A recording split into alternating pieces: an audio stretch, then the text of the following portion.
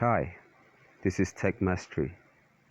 Today I'm going to show you guys how to deactivate your Twitter account using your Android phone. Just log into your Twitter account, hit the menu button,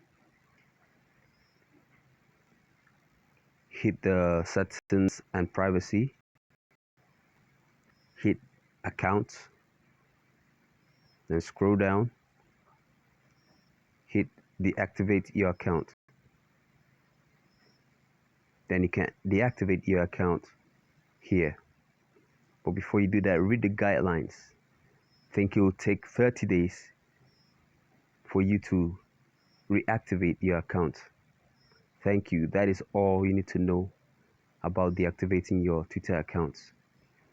Please do subscribe to my channel and hit the like button so as to get more videos. Thank you.